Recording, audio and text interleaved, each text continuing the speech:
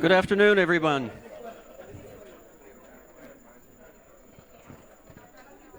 Good afternoon, buenas tardes e boa tarde. My name is Claude Gascon. I'm the Director of Strategy and Operations at the Global Environment Facility, and it's my pleasure to welcome you all to the first of a long series of very prestigious award ceremonies to honor Tom Lovejoy. This is the Tom Lovejoy Prize ceremony. Before we start, we do have some translation. You point your cell phone at the QR code, and something magical will happen. I've never used that kind of translation, but I suspect you will get the text translated in any language that you would like. We're here to honor the legacy of Dr. Tom Lovejoy. Most of us knew Tom from our personal interactions with him as a friend and a mentor. I was very fortunate. I knew Tom well by professional association. He was basically the person, like probably hundreds, if not thousands, to whom he gave his first job. I worked for Tom as the director of the famous Manaus Forest Fragments Project, which was basically the emblematic and flagship project that Tom started that basically gave him the platform of several other platforms to do the work that he has done. I was also very fortunate to gather in a few occasions at his house, where he was the fantastic host of these most amazing dinners that would bring together the most disparate people over wine and food. And I got to meet, among many other people there, Peter Benchley, of all people, the author of Jaws. And that's the kind of attraction that Tom had to bring these people together. But more seriously, Tom was a scientist, a conservation leader.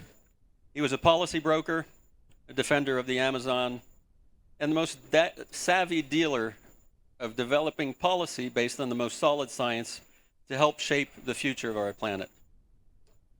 Tom believed in the link between science, policy, and action, and was a master at moving from one domain to the other with ease, credibility, and impact. The Lovejoy Prize was set up with the express intent to honor conservation leaders that have demonstrated these talents, mastering science, influencing policy, and having made a difference in the real conservation and environmental world. The GEF, the Global Environment Facility, is very proud and honored to join forces with other partners to honor Tom's legacy and being part of the Lovejoy Prize. It's now my distinct pleasure to introduce one of Tom's daughters, Catherine Lovejoy.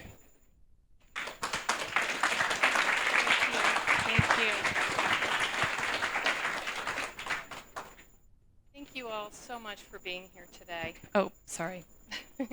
Thank you all so much for being here today. It is truly, truly an honor for me to be here representing the Lovejoy family.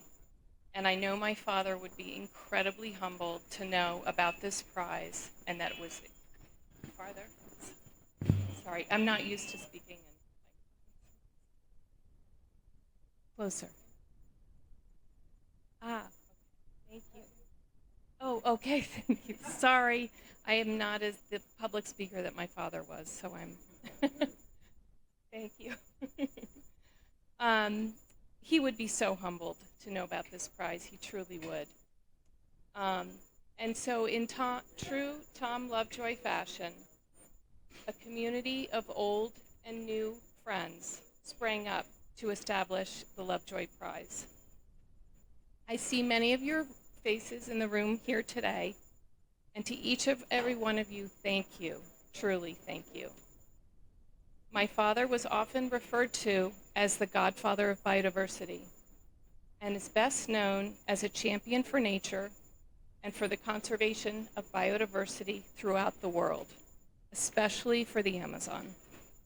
He dedicated his entire life to it, working for over 55 years in the Brazilian Amazon as a scientist, a conservationist, and an ambassador to nature. He felt just as much at home in the Amazon forest as he did in his small cabin in Northern Virginia. He truly loved the Amazon. It was part of his soul.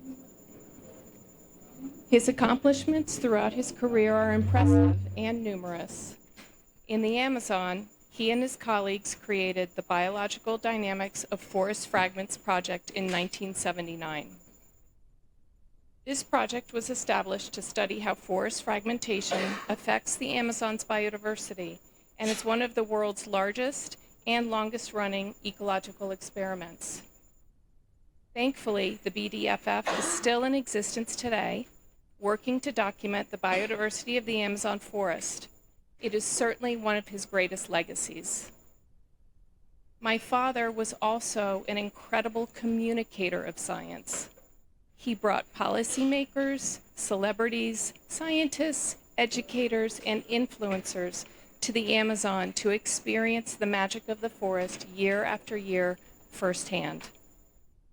In doing so, he was able to communicate how important conservation of the Amazon is to the entire planet. In describing these trips, he said of the visitors, after 3 days and 3 nights, they can't help but internalize that it's a living planet that we live on and benefit from. It affects them in a way that is beyond sheer logic. As if his work in the Amazon were not enough, he also pioneered the field of conservation biology, conceived the concept of debt for nature swaps, advised the PBS television series Nature, and popularized the term biodiversity. He advised political leaders and organizations, including 4 U.S. presidents, and was a National Geographic explorer at large. And that's not all. He was also a senior fellow at the United Nations Foundation, a professor and founding scientific director at George Mason's Institute of Sustainable Earth, the chief biodiversity advisor to the World Bank, the founder of the Amazon Biodiversity Center, and the first scientist ever hired by the World Wildlife Fund. There is, however, another aspect to his legacy that I think many people in this room have experienced themselves. My father knew that he needed to support and encourage others to multiply his impact. Through countless small acts, he encouraged a broad range of people to continue the hard work of conservation and, as he would say, make good trouble. He listened, he wrote you notes, he took your phone call, or at least called you back as soon as he could, and he showed up in person, even at the board meetings of the more than 50 boards that he sat on. He sincerely wanted to hear what you were doing and made you feel important. A friend told me the story of how, at a time when he felt lost and did not believe in himself, my father told him he had great confidence in him and was sure he would be successful, that he should carry on.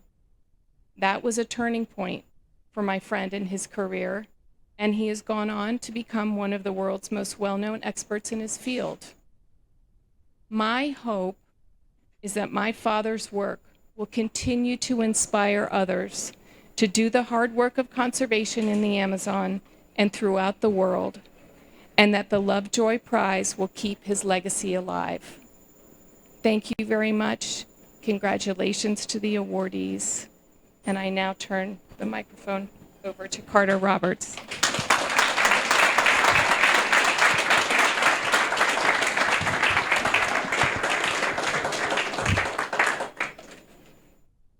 It has all been said. Everyone else stole my lines. Everything that I had written down is somebody else has already said. But I will just say this. The work that we all do in these difficult times, the things that we are up against, is so daunting, so complicated, and so momentous that it is important for us to remember to laugh, to smile, and to be happy warriors in what we do. And I look at all of you out there, and you are all happy warriors. And can we bring back that picture of Tom? I mean, he always leavened the science and the crisis with humor. He was bad to the bone in the jokes that he told and the pranksters that he made mischief with. And I don't know how many of you were in his home when after the third or fourth glass of wine, he would go into the closet, pull out the stuffed platypus and begin to tell stories. He always made us laugh. And I think that's part of why he loved these bow ties so much. You can't help but see a bow tie and smile.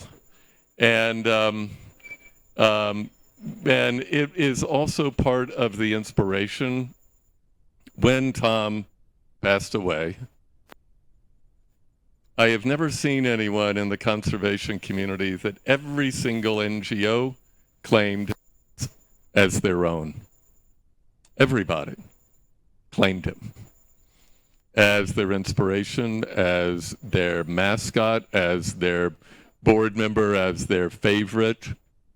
And so as we thought about how to honor Tom, there were several things going through this community that started to talk. One was, let's make sure we create the means of supporting young scientists.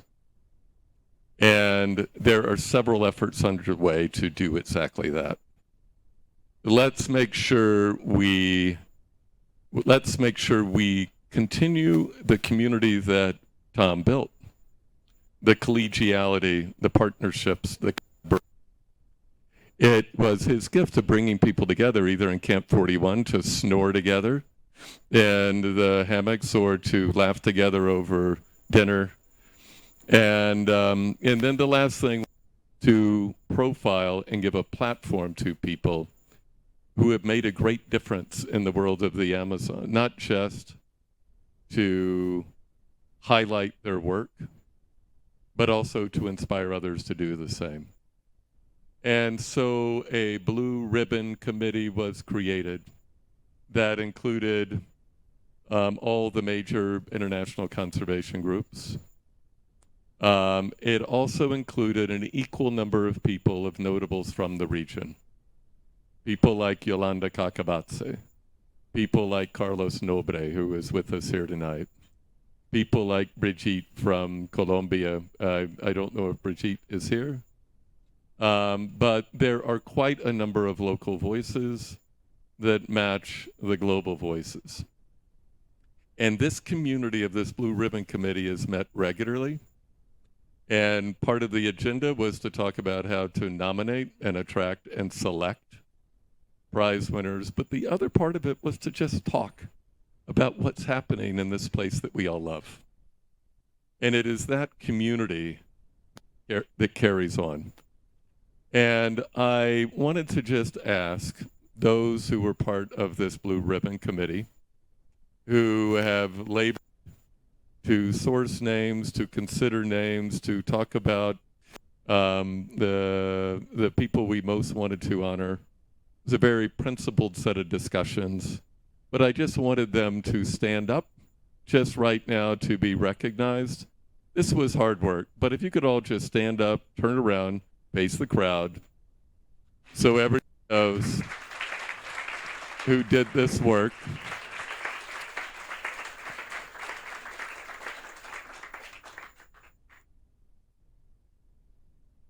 And then came the moment of trying to decide. The intention was to pick one person each year, and the prize for a chance to people to learn about their work, but also to award a cash award to enable them to continue their work.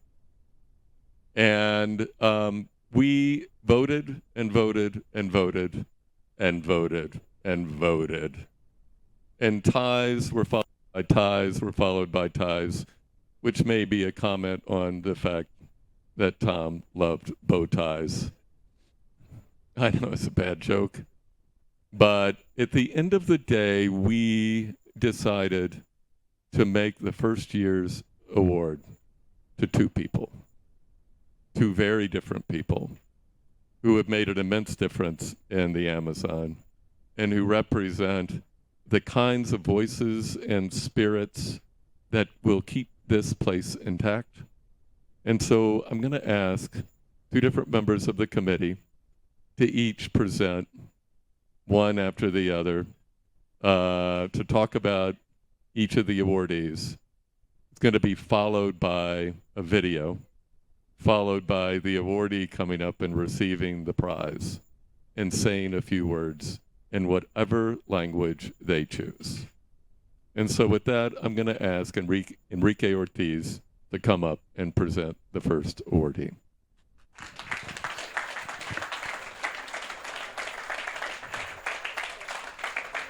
Thank you, Carter. Such a happy day today. By far, is my favorite day in the whole COP. I don't care if there have been billions or billions promised, but this is the best day today. I'm not going to say anything more about Tom, except I'm going to quote what Mark Plotkin once wrote, that the day that Tom passed away and the next day E.O. Wilson passed away was the worst day for biodiversity since the meteorite fell in Central America. Truly believe that. It is a great honor and a privilege to announce the first winners of the Tom Lovejoy Award. Following the same lines as Tom's legacy, the first winner of the prize is a person also who has been responsible for a great scientific legacy. Also someone who designed the Peruvian protected area system, but more than anything, has been someone who has formed generations of conservation biologists that shape up the whole environmental movement, not only for Peru, but also in Brazil and in Latin America, along the multiple jobs that he had. It is my honor to present the first winner, which is my friend, one of my mentors, is Mark Durejani. And congratulations, Mark. It's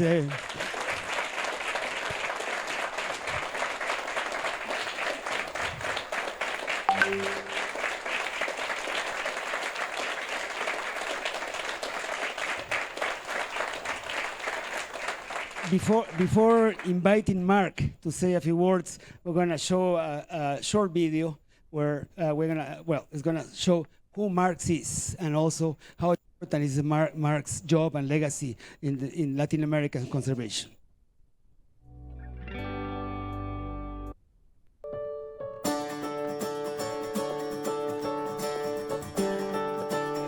Mark Durejani has been a trailblazer in biodiversity conservation for over 60 years. His deep fascination with the Amazon has led him to seize countless opportunities across government, NGOs, education, science, and finance. Throughout his career, he has championed the rights of indigenous peoples, spearheaded the creation of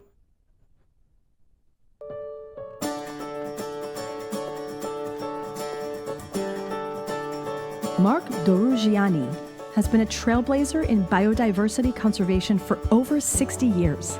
His deep fascination with the Amazon has led him to seize countless opportunities across government, NGOs, education, science, and finance. Throughout his career, he has championed the rights of indigenous peoples, spearheaded the creation of protected areas in Peru, and advanced environmental investment projects across Latin America. From 1973 to 1979, he was Director General, Deputy Minister of Forestry and Wildlife in the Ministry of Agriculture of Peru, where he intensively participated in the new legislation on Amazon indigenous peoples, introducing reserved natural areas for their benefit. He was also directly involved in the establishment of 18 protected areas in Peru, covering 5.3 million hectares, including several world-known sites such as Manu and Huascarán National Parks. He led many scientific and professional organizations, most notably the Fundación Peruana para la Conservación de la Naturaleza, now called Pro Naturaleza, which he co-founded in 1984 to fulfill the gap laid out by the government regarding financing of protected areas. Pro Naturaleza is one of the largest and most successful non-governmental organizations in Peru. He was also vice president and decade-long council member of the IUCN. In 1990, he became the first chief of the recently created environmental division of the Inter-American Development Bank. His period in the international banks contributed to a more serious approach to environmental investment projects all over Latin America. Marc Dougiani's body of work and achievements across several decades stand as a powerful testament to the transformative potential of aligning passion with action.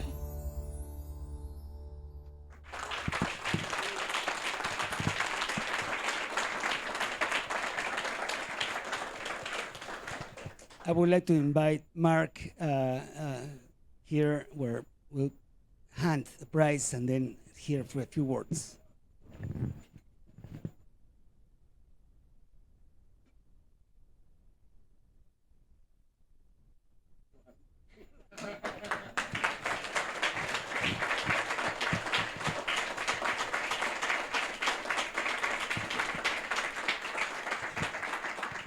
I will wear it tonight.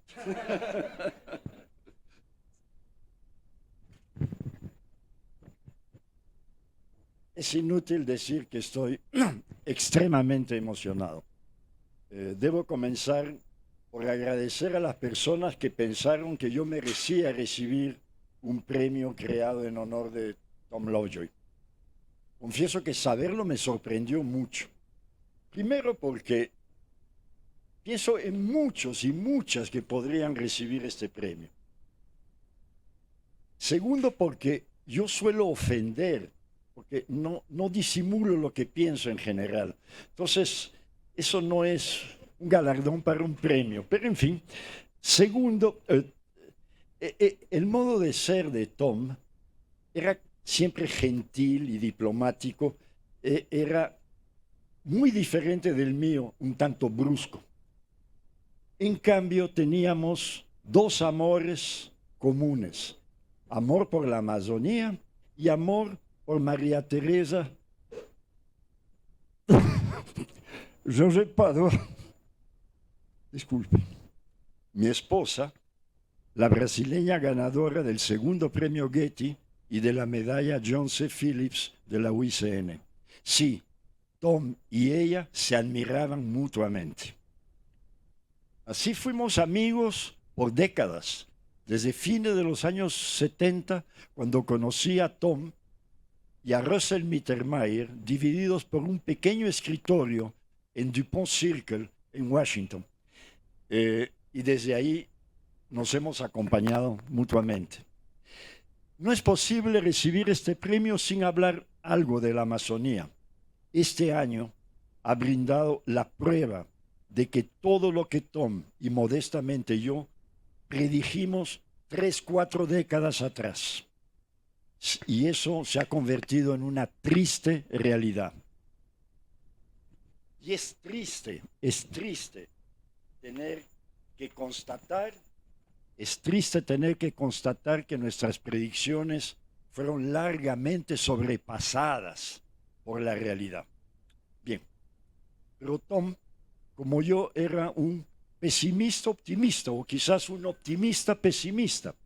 Y siempre hay tiempo, siempre hay alguna opción para hacer algo más para evitar el desastre. Años atrás, Tom me sugirió un título para un artículo sobre vida silvestre, sobre fauna, y me recomendó usar el título Overexploited and Underutilized. Pero esa expresión es perfectamente válida para todo lo que pasa en la Amazonía. No es solo relacionado a la vida silvestre. Por ejemplo, un simple ejemplo, en el Perú hay 12 millones de hectáreas deforestadas cada año y servidas por carreteras. Y sin embargo, cada año solo 4 millones de hectáreas producen menos de un quinto de lo que podrían producir con la tecnología disponible. Eso es overexploited and underutilized. Es decir, que si se apoya a los campesinos, a los indígenas, y se les da créditos y asistencia técnica, se puede triplicar la producción sin cortar más árboles. Por otra parte, la sociedad mundial, nuestra sociedad, parece estar olvidando que las áreas protegidas naturales son, como lo decía el recordado Kenton Miller, la espina dorsal de la conservación de la biodiversidad. Entonces se debe renovar el apoyo financiero a esas joyas y a sus defensores, a los guardaparques y a los indígenas. También hay que insistir en que los bosques naturales fuera de esas áreas pueden ser manejados de forma inteligente, de forma sostenible. Para eso, claro, se debe pagar el precio justo por las maderas hermosas que son producidas en los bosques naturales tropicales. En conclusión, el potencial para el desarrollo durable de la enorme porción de la Amazonía que está sobreexplotada y subutilizada aún es proverbial. Y es ahí donde hay que poner énfasis. Hay que abrir la mente para opciones nuevas de hacer conservación y poner manos a la obra. Para terminar, repetiré algo que suelo decir desde que soy octogenario. La vida solo vale la pena y solo es interesante si es para luchar por uno mismo. Solo vale la pena si uno se siente útil. Y qué mejor que ayudar a la Amazonía, o por lo menos a que más de la mitad de ella siga siendo la maravilla biológica que es. Vale la pena. Y que sirva brindándonos sus servicios ecosistémicos, obviamente. Eso es, como ya fue dicho, y será una batalla desigual. Y no seamos ilusos. Está condenada a no tener todo el éxito deseado, todo el éxito esperado. Por eso debemos perseverar, luchar más y celebrar cada triunfo, grande o pequeño, recordando, como lo hacemos hoy, a Tom Lovejoy. Muchas gracias.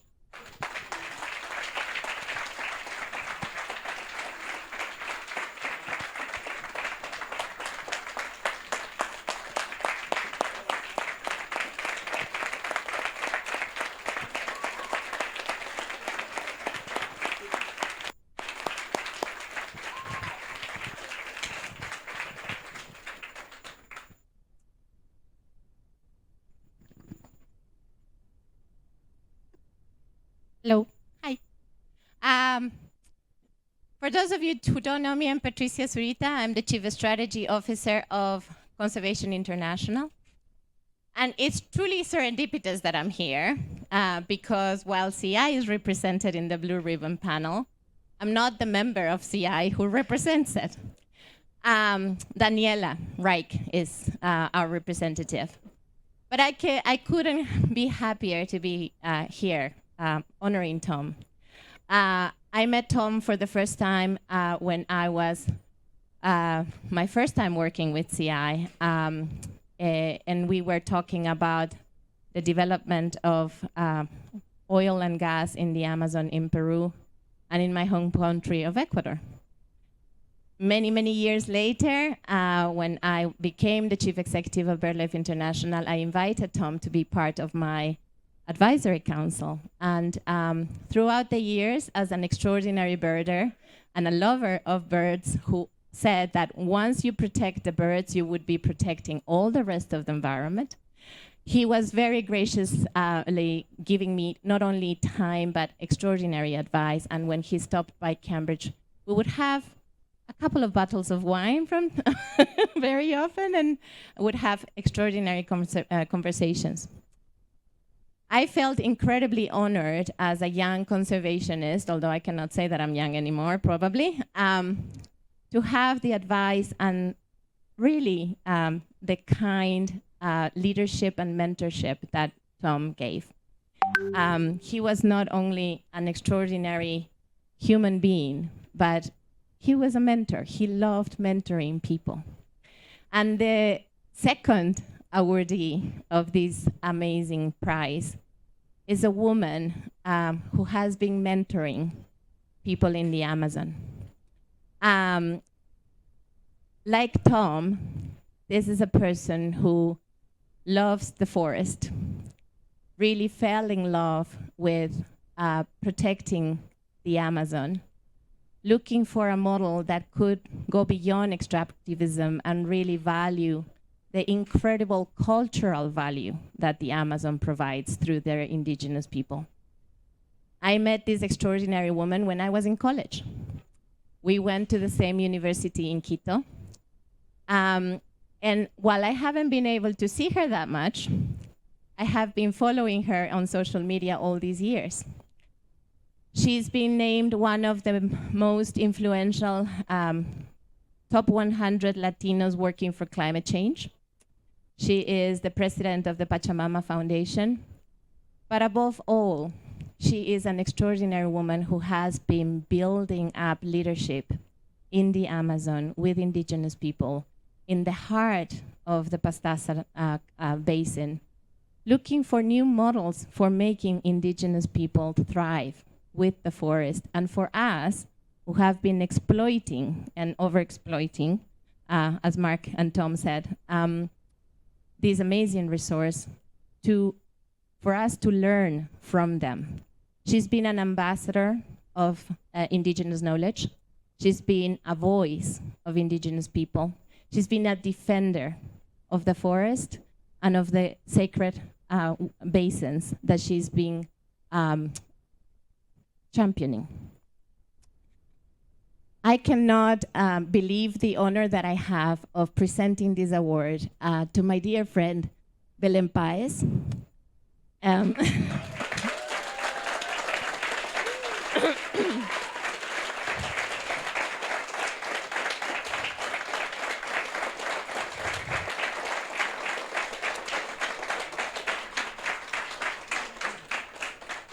See, when you are just a couple of years older in university, you feel that they are the babies, right? I mean, she was one of the babies when I was in university. And she will always be a baby for me. But I have to say, Belén, I'm in awe of your leadership. I'm in awe of your accomplishments. And God knows that we need loads more of you so we can save the planet and we can save the Amazon. This award is super well deserved. And we are going to watch a video about Belén.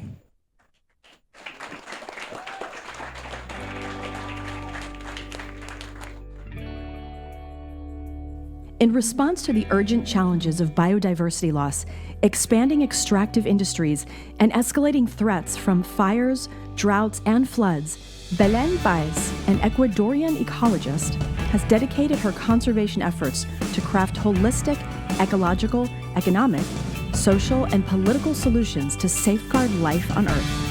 For over 28 years, Belén Páez has been at the forefront of integrating ancestral wisdom with innovative solutions, dedicated to fostering a regenerative and equitable future that honors both nature and indigenous communities. She is president and executive director of Fundación Pachamama, where she also coordinates the climate finance and forest areas. There, she has succeeded in halting the expansion of extractive frontiers and reducing deforestation in the south-central Amazon, one of the most biodiverse regions in the world.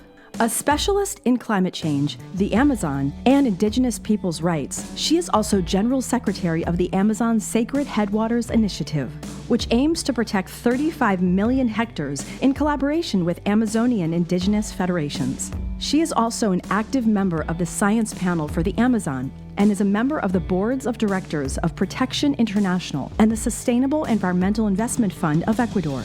In 2021, she was named to the list of the 100 Latinos most committed to climate action. Her ability to elevate the cause of the Amazon to the global sphere has been key to positioning it as a priority issue in international forums on indigenous rights, climate change, and innovation.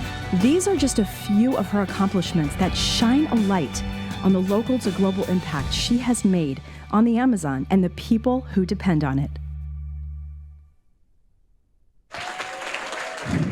Belén?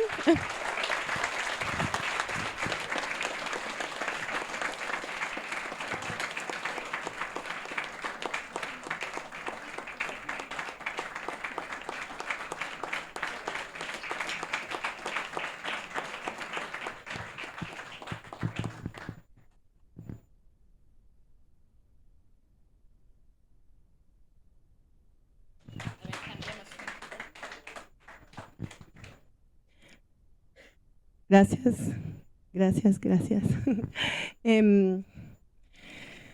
Trabajar en la Amazonía para mí ha sido siempre un honor, un placer, una felicidad grande, y recuerdo mucho a una maestra Shipibo, Erlindita Bisa, que me enseñó hace mucho tiempo una canción que siempre la llevo a todas partes donde voy, al igual que mi tabaco sagrado.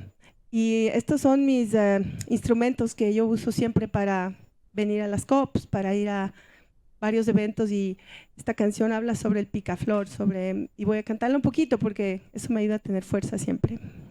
Y dice: picaflorcito cuna irai irai, picaflorcito cuna irai irai.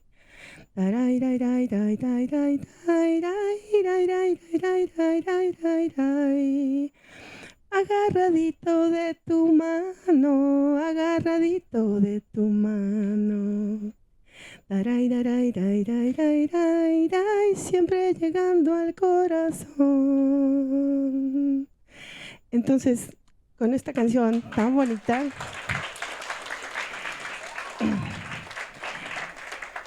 voy a empezar a leer algo que me animé a escribir para esta noche y recibir este premio. Thomas Lovejoy es para mí un honor que quiero compartir con quienes cada día trabajan incansablemente por la Amazonía. Reconozco a los líderes de esta semana, como la ministra Susana, el profesor Carlos Nobre, Emma Torres del panel científico, Fanny Quiro de COICA, Gregorio Mirabal. Y podría aquí seguir leyendo muchos nombres de personas que están aquí, que han sido mis colegas, amigos, compañeros, profesores, maestros, mentores, ministros, colegas, socios. Juntos hemos forjado unas décadas de mucha lucha y también de muchos resultados positivos para la Amazonía. Para mí la relación tiene que ver con una relación sagrada, y de hecho muy joven, cuando pasaba muchos meses en la Reserva Faunística de Cuyabeno, tuve una experiencia muy especial con las nutrias gigantes y con los delfines rosados, cuando hacíamos investigaciones de campo sobre estos animales, y pues yo tuve ahí una experiencia que me cambió y me marcó la vida para siempre. Entonces esta experiencia fue estar en la canoa a las 5 de la tarde haciendo fotoinvestigación, mirando hacia el bosque de frente. Vi una luz muy intensa salir del bosque y yo estaba en la canoa pues haciendo mis muestreos, y vi que esta luz sale hacia afuera y puedo escuchar un llamado, y este llamado se convirtió en mi compromiso de vida. Le dije sí a un compromiso de vida para defender los territorios amazónicos y la selva siempre, y muestra de ello es este tatuaje que tengo aquí, que es lo que los achuar del Bajo Pastaza me han enseñado, esta cultura de los sueños. Siempre he estado guiada por ellos y eso ha hecho mi trabajo mucho más fácil. Hoy quienes defendemos la Amazonía enfrentamos presión de las industrias extractivas que ven el territorio y lo siguen viendo solo como un recurso explotable. Esta expansión es una economía de muerte que debemos detenerla. No podemos permitir más minería a gran escala, ni otro tipo de minería, petróleo, gas, ni infraestructura en territorios de alta biodiversidad o de tierras indígenas. La Amazonía está cerca de un punto de inflexión, pero también existen puntos de cambio positivos, como nos recuerda la doctora Susan Simard. Necesitamos mecanismos financieros innovadores, fondos que lleguen directamente a las comunidades. Necesitamos hablar no solamente de canjes de deuda por conservación, sino de cancelación de la deuda. Y necesitamos que los recursos y las facilidades de financiamiento aterricen no solamente en los mecanismos e instrumentos financieros convencionales, tradicionales, sino en otros nuevos que van a irse creando en los próximos meses y años. La transformación hacia una economía restaurativa es nuestra meta, como plantean varios autores, incluidos John Martínez Alier. Mi compromiso con la Amazonía es muy grande, como ustedes lo conocen, y creo que en esta negociación se están deteniendo algunas conversaciones importantes, pero también veo que está emergiendo un sistema de colaboración muy rápido, que es muy poderoso. No puedo decir que hace 10 años en las COPs de biodiversidad y clima está pasando lo que está pasando esta semana. Todas las conversaciones del panel científico, todas las conversaciones que las organizaciones de conservación han desarrollado, todas las conversaciones nos demuestran otra ética, otro compromiso, otros valores, y estamos embarcados a la ruta para Belén en la COP30, donde tenemos que emerger con una inteligencia colectiva hacia pactos para proteger permanentemente la Amazonía. Y eso se refiere a que el modelo económico que nos guía y que nos mantiene atados no está funcionando, que es un modelo destructivo y que tenemos que hacer el giro hacia la transición a un modelo de economías restaurativas, de economías para la vida, y todos aquí sabemos cómo hacerlo. El flujo del dinero tiene que aterrizar y los derechos de los pueblos indígenas y los derechos de la naturaleza, así como los derechos de la Amazonía, tienen que ser escuchados. Me voy en confianza de que juntos estamos en un nivel y en un momento de madurez en donde no tenemos que ir a correr los unos por los otros, a pedir favores, sino que estamos listos para sostener el cambio que es necesario para la continuidad de la vida humana y no humana. Muchas gracias.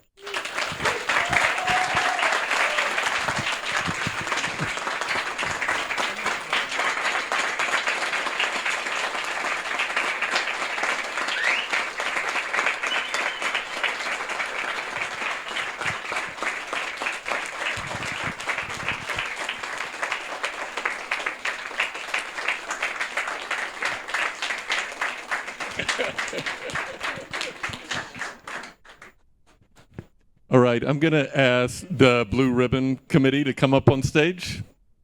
And then I'm going to ask the two award winners, once they're done hugging their friends, I'm going to, if you could both come up with your prizes and stand in front of this committee. And then I wanted to make sure we had one last great photo op.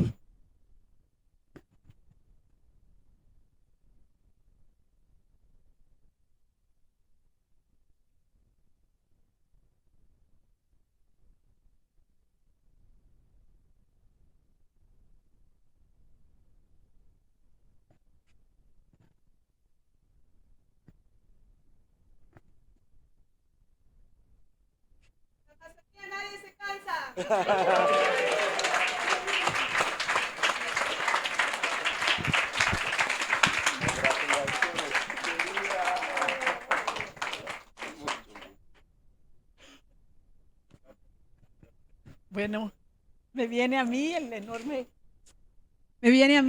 placer de llevar a esta espectacular ceremonia inaugural a su cierre. Creo que todos sentimos una enorme esperanza y una enorme inspiración. This is truly a moment of great hope and great inspiration.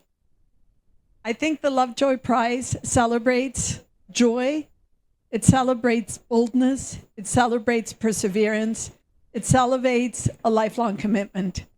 And at this COP, which I think has been transformative, we're no longer isolated as environmentalists.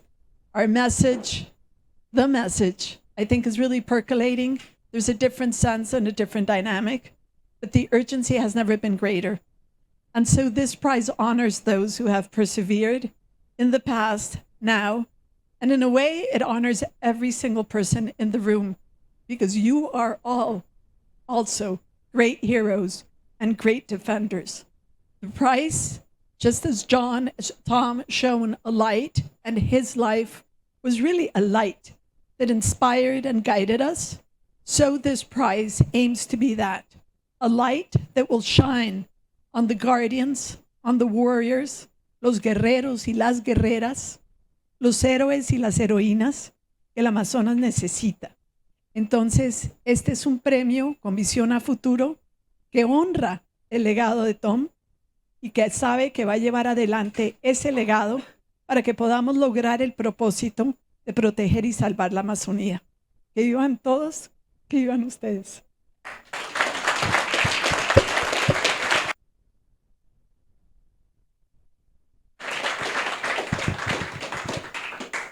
And now there is wine, as Tom would want.